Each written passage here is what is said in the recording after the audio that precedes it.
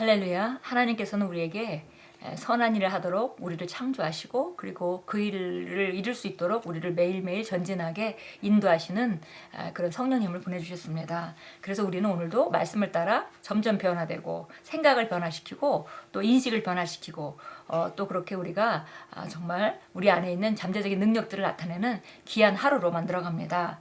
말씀과 성령을 통해서 오늘도 우리가 전진합니다. 5월 19일입니다. 그리고 오늘 말씀의 실제 제목은 말씀은 당신에게 비전을 줍니다. 창세기 15장 5절 같이 읽겠습니다. 이 그를 이끌고 밖으로 나가 이르시되 하늘을 우러러 무뼈를 셀 수 있나 보라. 또 그에게 이르시되 내 자손이 이와 같으리라. 하나님께서 아브라함을 선택하셨고 아브라함을 본토 친척 아비 집을 떠나서 내가 지시할 땅으로 가라라고 명령하셨고 그거 명령에 순종할 때 어떤 축복을 받을지도 약속을 주셨습니다.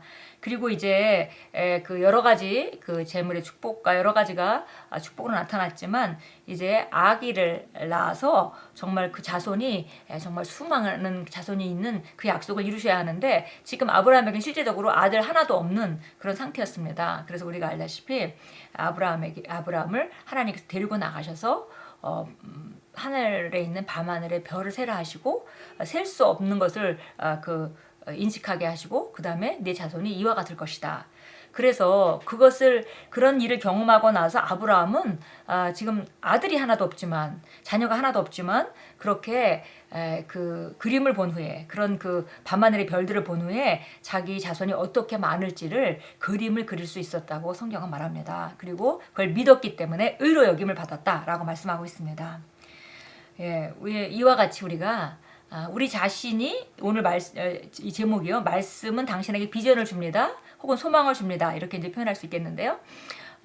이와 같이 우리가 과거의 우리 상황을 보면 나는 이런 배경에서 태어났고 또 이런 학교를 졸업했고 내가 가지고 있는 실력은 이거고 과거에 이런 것들은 성공했고 이런 것들은 실패했고 그래서 내가 앞으로 내 인생을 이렇게 그릴 수 있겠다라는 제한된 지식들을 가지고 있습니다. 그러니까 그런 제한된 지식에도 불구하고 과거에 관계없이 정말 더 큰 그림을 그릴 수 있는 사람은 세상에 없습니다.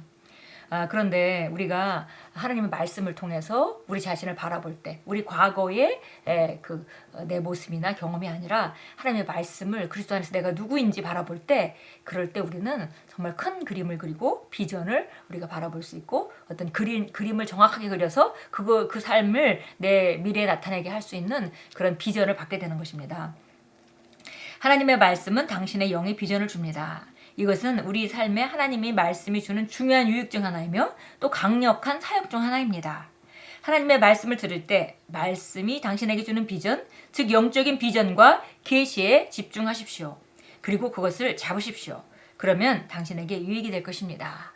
그래서 말씀은 구약에서는 율법이기 때문에 구약에서는 말씀이 무엇을 하라고 하는지 무엇을 하지 말라고 하는지 그렇게 안내하는 역할 그런 역할을 했죠. 그러나 신약에 오게 되면 얘기가 달라집니다. 우리가 말씀으로 거듭났고 이제는 우리 안에 그 능력이 모두 다 주어져 있는데 그 능력이 그 안으로부터 밖으로 나타나게 돼 있습니다. 그래서 안에 있는 것이 무엇인지 발견하는 것은 그 육안으로는 할 수 없는 일이죠. 그것은 영적인 눈으로 말씀을 통해서 바라볼 수 있고 그것을 그릴 수 있다면 밖으로 나타나게 되는 것입니다. 그래서 우리가 말씀은 이제 그냥 무엇을 하라는구나 말라는구나 이렇게만 받아들인다면 그건 굉장히 제한적으로 받아들이는 것이고요. 우리가 말씀을 통해서 내 인생을 그릴 수 있어야 하고 그리고 정말 말씀으로부터 오는 계시에 집중해야겠다 이렇게 우리가 다짐해야겠습니다.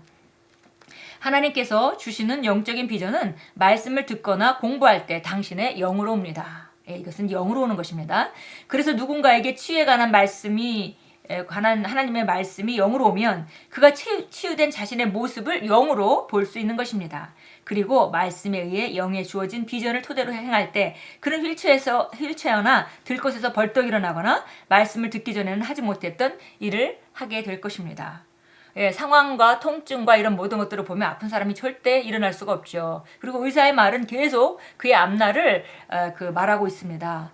그래서 그 그림에서는 절대 일어날 수 있는 상황이 아닌데 말씀을 볼 때 예수께서 채찍에 맞으면 내가 치유받았다라는 그런 약속의 말씀을 우리가 볼 때 내가 어떤 자인지 바라보고 그래서 우리가 말씀에 의해서 영으로부터 그림을 그릴 수 있는 것입니다. 그래서 그림을 그려서 그 혼적인 영역에 내가 그 그림을 붙들고 그걸 고백하고 선포하고 나가다 보면 거기에 계시가 오고 그러면 나는 일어날 수 있는 힘을 얻게 되고 일어날 때 바로 내 안에 있는 그 능력으로 말미암아 치유가 일어나서 우리가 일어설 수 있게 되는 것입니다. 우리는 집회에서 이와 같은 일을 항상 봅니다. 아파서 걷지 못하여 실려온 많은 사람들이 갑자기 달리고 뛰기 시작합니다. 그들 중 많은 사람들이 간증해서 이렇게 말합니다. 나는 단지 말씀에서 말한 대로 걷고 달리는 나 자신의 모습을 보았어요. 그래서 즉시 행했습니다. 말씀이 당신에게 비전을 줄 때 그 그림을 붙잡고 그에 따라 행하십시오. 그것이 말씀에 당신을 푹 잠기게 해야 하는 이유 중에 하나입니다. 하나님의 말씀에 전적으로 자신을 내어드리십시오. 당신이 말씀을 듣고 말씀에 집중할 때 계시와 성령의 은사들이 나타나고 다른 여러 가지 축복이 당신의 삶에서 활성화됩니다. 우리가 해야 될 일과 하나님이 해야 될 일이 있습니다. 근데 우리는 하나님의 해야 될 일이 어떻게 일어날까 그 부분을 걱정하면서 믿음을 발휘하지 못하죠. 그런데 보니까 말씀에서 비전이 올 때 그 그림을 붙잡고 그것을 계속 내 미래의 그림으로 붙잡는 것은 내가 해야 될 일입니다. 그리고 그렇게 할 때 말씀에 당신이 푹 잠기게 해야 되는 이유 중에 하나다 그랬습니다. 그러니까 우리가 말씀에 푹 잠겨서 이제 그렇게밖에 생각할 수밖에 없는 그런 사람이 될 때 그것은 이제 영으로 일어나야 되는 일인 거죠. 그래서 그렇게 생각할 때 내가 일어나는 것이 당연하다고 느껴지고 그럴 때 이것은 바로 말씀에 자신을 전적으로 드린 상태가 되는 것입니다. 그럴 때 우리가 이제 일어나게 되는데요. 그 일어나는 것이 여러 형태로 일어날 수 있다는 것입니다. 왜냐하면 우리가 그림을 그리는 건 우리고 그렇게 살아야 되는 것이 마땅하고 그것을 붙잡고 선포하는 것은 우리 일이고 그러나 그러고 있을 때 어떤 일이 일어날 수 있다는 것이죠. 이렇게 말씀에 집중할 때 계시가 일어나서 깨달아지면서 우리가 일어날 수도 있는 것이고요. 혹은 성령의 은사들 믿음의 은사나 이런 그 은사들, 치유의 은사들을 받은 사람의 그 도움이나 다른 여러 가지 축복이 우리 삶에서 우리가 그리는 것을 현실화할 수 있도록 활성화되는 것입니다. 우리 참고성경 사도행전 2장 17절 보겠습니다. 이것은 우리가 자연적인 영역에서 계산할 일이 아닙니다. 왜냐하면 우리 안에 성령님이 계시고 그 성령님은 정말 이 세상 우주 만물을 창조하신 그분의 능력이십니다. 그래서 또 너무나 놀라운 그분이 와 계시기 때문에 우리가 해야 될 것은 말씀을 잘 붙잡는 일. 그렇다면은 그 말씀을 가지고 그분이 어떤 일을 하실지 모르겠습니다. 그래서 그러니까 우리가 말씀이 없으면 그분이 정말 능력 있는 자라 하더라도 제가 늘 우리 비유하는 것처럼 놀라운 정말 요리사가 있다 하더라도 재료가 없으면 그분의 실력을 발휘할 수 없는 것 같이 정말 놀라운 능력의 그 성령님이 우리 안에 계시지만 그분이 하나님의 말씀이란 재료가 없으면 그분은 일하실 수가 없습니다. 그러니까 말씀이란 재료에 우리를 푹 잠기게 하는 건 우리 일이고 그 다음에 그 일이 일어나게 하는 것은 그분의 일입니다.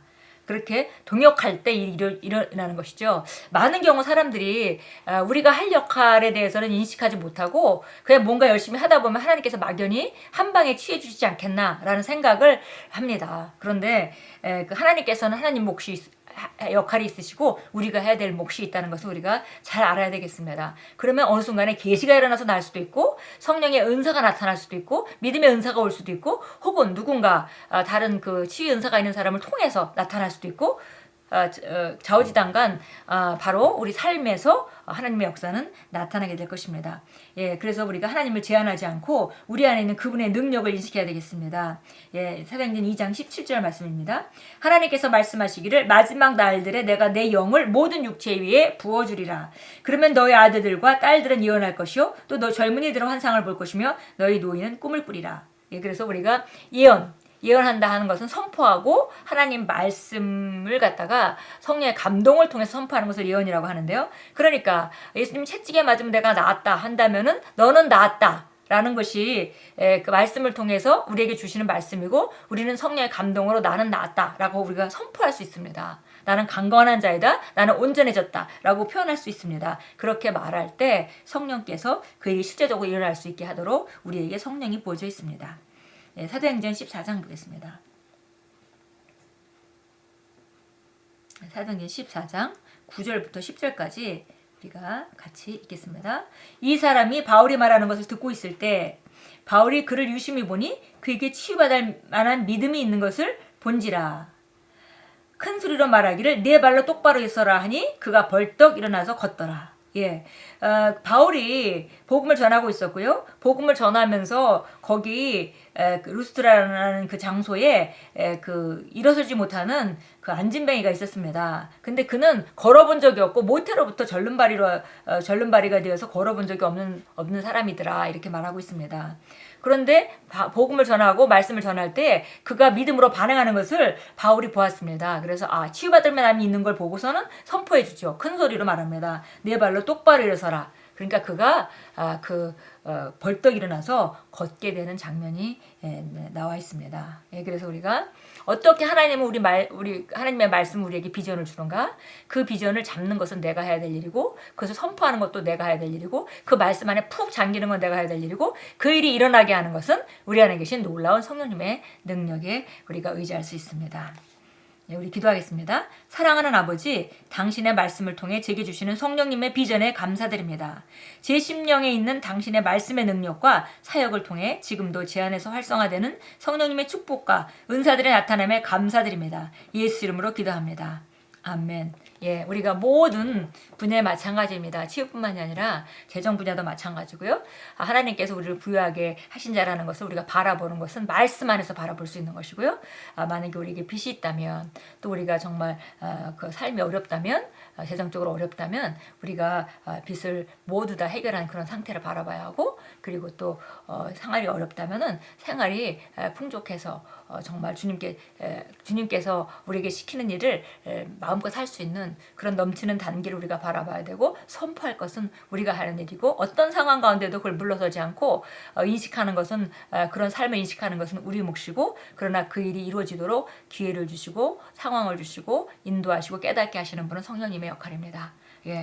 오늘도 정말 이렇게 놀라운 우리가 말씀이 있다는 것은 우리 삶이 얼마든지 앞으로 발전하고 변할 수 있다는 정말 그 증거이고, 정말 이런 삶을 생각할 때 우리 미래는 정말 밝고 지금보다 훨씬 더 좋은 미래를 살고, 우리는 매일매일 인생에 있어서 최고의 삶을 사는 날로 만들어갈 수 있습니다. 오늘도 인생의 최고의 날로 만들어 가십시오. 예수 이름으로 축복합니다.